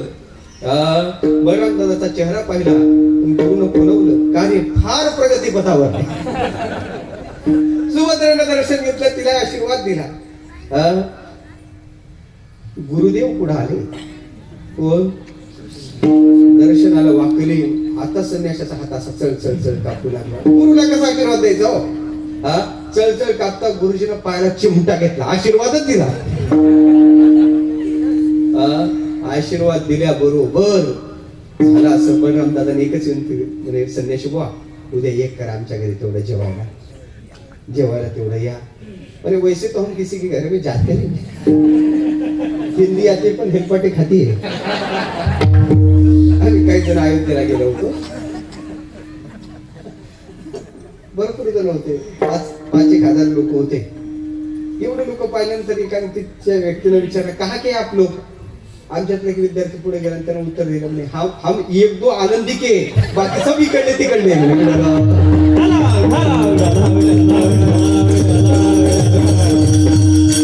काय उत्तर दिलं? हम 1-2 आनंदी के, बाकी सब इकडले तिकडले. हिंदी आपली. मला सांगायचं काय? सोडून द्या त्या संदर्भाने. पण एवढाच आग्रह आहे का मी तुमच्याकडे यायला काही हरकत नाही. दुसरा दिवस उजाडला, घरी आले. जेवायला संन्याशी बाबा बसले. म्हणे सोहळ्यात जेवण पाहिजे. सगळं सांगितलं. जेवायला संन्याशी बसले. संन्याशाला वाढलं का ते पुन्हा वाढ वापस जाऊन देत नव्हतं. आलं ते फस्तच करायचा. 3 दिवसापासून उपवास होता ना. महाराज असं खाल्लं. वाढता सुभद्रा विचारात पडली. काय हे महिन्याचा उपास आहे का? सुभद्राने कडी वाढली. संन्याशाने कडी अशी घेतली. तेवढं सुभद्रेचं लक्ष त्याच्या चेहऱ्याकडे गेलं. कोणाच्या? संन्याशाच्या. फेस रिडिंग घेतलं त्याने. फेस रिडिंग त्याने चेहरा तर पाहिल्यासारखा वाटतो. तिला पाहिलं. हे म्हणे अर्जुनासारखा चेहरा दिसतो. अर्जुन 8 दिवसापासून दृष्टीला पडला नाही आणि त्याचा मोबाईलही लागत नाही. आउट ऑफ रेंज सांगतो. Out of range. विचारात पडला. ते सुभद्रा त्याच्याकडे पाहू लागली. पण तेवढ्याच संन्याशाने कडीची वाटी इतकी घेतली. अर्जुन तर नाही ना. अर्जुन कधीच खाली पडली. तेव्हा तिला पटलं. संन्याशी दुसरा तिसरा कोणीच नाही. अर्जुन आहे. पुढे आले. हे काय? अगं म्हणजे तुझं लग्न ठरलं, आता मला हेच व्हावं लागत होतं. मग काही नाही. गुरुनं व्यवस्थित मंत्र दिलाय. माझा रथ उभा आहे, चटकन सांग. संन्याशाने हात धरला. महाराज दोघे रथात बसले. रथ निघाला. द्वारपाल पाहतच राहिले. धावत धावत आले म्हणे, दादा घात झाला. संन्याशाने सुभद्रेला घेऊन पळाला धावत आले. तेवढ्यात कृष्ण फिरत होतो. कृष्ण तुझ्या काही कानावर पडलं का? मग तुम्हाला आधीच सांगत होतो, कारण त्याला रथ पुढे जाऊ द्यायचा होता ना. बोलण्यात गुंगवलं दादाला 15 मिनिटं. अरे म्हणे पण आपल्याला आणलं पाहिजे, गेलं पाहिजे ना आता. तुम्हाला आधी सांगत होतो सांगू नका, पण तुम्ही सांगितलं, ऐकलं नाही आपलं. मंत्र याचाच, अनुग्रह याचाच. आणि करता ते रथ गेला महाराज. तेवढ्यात म्हणे तुला यायचं का नाही? बलराम दादाने सैन्य सज्ज केली. निघले महाराज रथ घेऊन पुढे गेल्याबरोबर काही अंतर चालू गेलं. पाठीमागून रथ दिसत होता. तेवढ्यात गुरुनं मिस कॉल पुन्हा त्यांना दिला. मेसेज पाठवला. काय पाठवला? संन्याशी हो, आम्ही पाठीमागून येत आहे, जरा सज्ज व्हा. तेवढ्यात पण संन्याशी बुवानं घोड्याचे जे दोर आहेत ना ते सुभद्रेच्या हातात दिले. म्हणजे सुभद्रेला सांगितलं घोड्याचं संचलन तू कर, आणि मी आता ही येतात तुझ्या भावाचं स्वागत करतो. हातात धनुष्य घेतलं आणि संन्याशी मागे उभा. जवळ आले आणि कृष्णानं पुढं पाहिलं आणि कृष्णानं सांगितलं, दादा पुढं पा. म्हणे काय पाहायचं? संन्याशी सुभद्रेला नेताय. काय पाहायचं? अगं जरा दादा बिलकुल पा. दादाचा चष्मा दादाने काढला लावला आणि दादा पाहू लागले, अरे हे तर दृश्य वेगळंच आहे. संन्याशी सुभद्रेला नेत नाही, सुभद्रा संन्याशाला नेत नाही. कारण घोडे कोण हाकत आहे? सुभद्रा घोडे हाकत आहे. हे पाहिल्याबरोबर या सुभद्रेला झालं काय? ती सुभद्रा घोडे कस काय हाकत आहे? कृष्ण म्हणे मला थोडं लक्षात येत आहे. थोडं मंत्रच याचा होता ना. थोडं नाही, दादा म्हणे मला सगळंच लक्षात आलेलं आहे. कोण असलं पाहिजे? म्हणजे संन्याशी दुसरं तिसरं नसलं पाहिजे. ज्या अर्थी सुभद्रा घोडे असते त्या अर्थी तो अर्जुन. दादाने किती दिवसापासून तो हे चालू केलं? सरळ काय सांगितलं नाही, बोलाव त्यांना, देऊ लग्न लावू. आणि महाराज बोलावलं, लग्न झालं. हा प्रसंग युद्धभूमीत काढला. कोण? देवाने. देव म्हणे अर्जुना, माझी बहीण संन्याशी होऊन तू चोरून नेली. माझ्या चित्तात विकल्प यायला पाहिजे होता का नाही? यायला पाहिजे होता, पण माझ्या चित्तात विकल्प आला नाही. का नाही ते मला अभंगाला महत्वाचं आहे. संन्याशी होनी तुवा जनी, चोरून नेली माझी भगिनी. विकल्प नुपजे म्हणे का, मी तू दोन्ही स्वरूप एक, माझं तुझं स्वरूप एक आहे. मला हेच सांगायचं आहे. देवते संत निमित्त त्या प्रतिमा. म्हणून बाबा देव संतात फरक नाही. देवही म्हणतो मी संत आहे आणि संतही म्हणतात मी देव आहे. दोघात अभेद आहे. म्हणून संतांची सेवा देव म्हणून करा, पदरात पडल्याशिवाय राहणार नाही. मी हे तुम्हाला भावनेने सांगतो. मी तो सांगत असे भावे असो भावे सकळा. काही वेळा बुद्धीनं सांगावं लागते, काही वेळा तर्कानं सांगावं लागते, काही वेळा अनुमानानं म्हणजेच तर्काचा आशय घेऊन सांगावं लागते, काही भावनेनं सांगावं लागते. वर्ण विषयाच्या विषयी प्रेम आणि तुमच्या आमच्या हिताची तळमळ त्यांच्या चित्तात असल्यामुळं भावनेनं तुकोबारा सांगतात. मी तो सांगत असे भावे असो ठावे सकळा. तुम्हा मला संत कळावे, तुम्हा मला देव कळावा हे तुकोबाराला वाटते. काही गोष्टी सगळ्याला कळाव्या आणि काही गोष्टी काहीला कळाव्या. ऐका, आपल्या घरी तिजोरीत 10 लाख रुपये साठवलेले आहेत. किती आहेत? 10 लाख रुपये. इथाला माईकवर ऐका, आमच्या घरी तिजोरीत 10 लाख रुपये आहेत. असो ठावे सकळा. जमल का? हे सगळ्याला समजून जमत नाही. काही गोष्टी सगळ्याला करून जमत नाही. एखादा चांगला ऐकणारा भेटला तर रात्रीतून सगळ्याला ठाव करून देईल. आलं का लक्षात? असो ठावे जमत नाही. घरातले धन नाही जमत. वर्म सगळ्याला न सांगावे, वर्म जगी असू द्यावा. वर्म सगळ्याला सांगून जमत नाही. देव वर्म सगळ्याला दाखवत नाही. वर्म दावी सोपे भाविका गोपाळा, वाहे त्याचे गळा वाले माळा. देव वर्म सगळ्याला सांगत नाही. वर्म सगळ्याला जमत नाही. संकेताचं जे घरात आहे, शल्य घरातलं सगळ्याला सांगू नाही. मग काय गोष्टी? 9 गोष्टी रामायण सांगते, सांगू नाही. आता घड्याळ समोर गेलं त्याला प्रत्येकाला कथा आहे. एवढं सांगतो असो ठावे सकळा. तुम्हाला संत सगळ्यांना कळावे, संत देव म्हणून कळावे. आणि कळल्यानंतर विशेषतः काय, म्हणजे देवापेक्षा साधू श्रेष्ठ आहे. देव निर्गुण निराकार आहे. त्याच्याकडे सेवेची ज्ञानाची इच्छा काय पूर्ण होणार? निराकारी ओस दिशा. पण साधूकडे या, सगळ्या इच्छा पूर्ण होतात. येथे इच्छा पुरत असेल. शेवटी तुकोबारा सांगतात, देव म्हणजे उधार माल आहे आणि साधू म्हणजे रोकड माल आहे. अभंगाचं शेवटचं चरण. तुका मन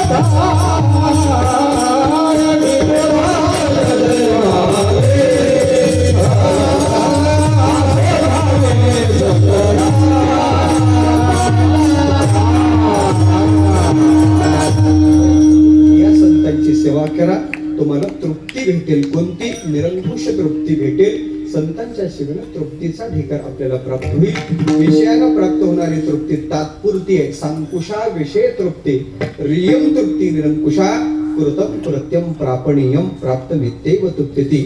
या अवस्थेवर आपण जाऊ. कधी? संतांची सेवा घडल्यानंतर. संतांची सेवा प्रभावी आहे, संतांची साधना प्रभावी आहे, संतांकडे ज्ञानही विशेष, सगळ्या दृष्टीने विशेष आहे. त्यांच्या सेवेनं त्यांचा परिचय असा झाला आणि त्यांची आमच्याकडे साधना घडली तर ही फल प्राप्त होतात. असा आशय प्रगट करणारा 4 चरणाचा अभंग यथामती यथा अवकाश समोर ठेवला. घड्याळ आपलं संपलेलं आहे, पुढे जात आहे. गोड आयोजन आहे. आमच्या हरिभक्त परायण महावीर महाराजांनी मला सांगितलं आणि माझं येणं झालं.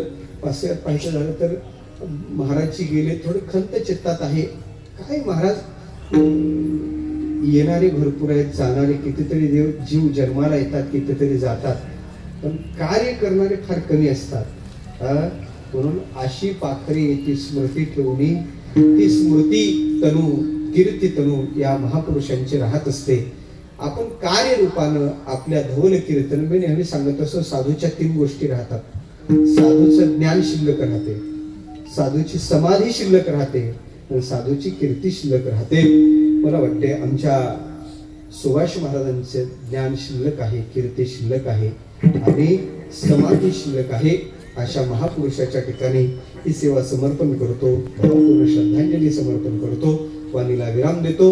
मोठ्या प्रमाणात टाळी वाजून सगळेजण संतांचं भजन करू. ज्ञानेश्वर